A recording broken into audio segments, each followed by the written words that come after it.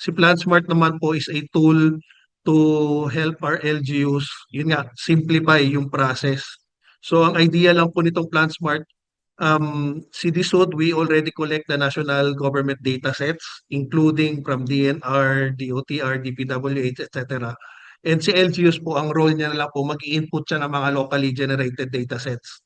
So at the end po, meron tayong parang isang button, and then they could already generate a profile, ecological profile or socioeconomic studies na profile for the LGU. Itong profile na to would become the baseline information to parang provide info sa ating mga planners kung ano ang existing situation natin on the ground.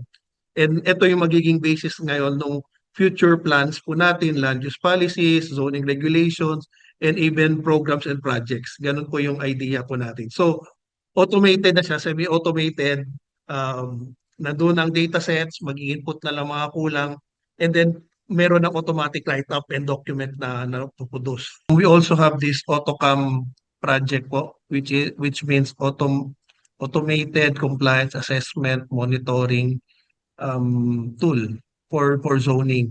So ang idea naman po nito is since meron na tayong tool which is the PlanSmart to develop yung land use plans and zoning ordinances ng LGUs, nag-devise din po kami ng isang technology na makapagtulong po sa LGUs natin na mag-monitor po on the implementation of their land use plans.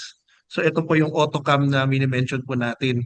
So ang idea po nito is remote sensing based po siya na technology. So we make use of satellite images, we make use of GIS data sets, mga maps, and then automated po after meron po kaming ginawang parang machine learning or AI based na assessment, madetect niya na po yung ating mga lands na compliant po sa ating zoning ordinances.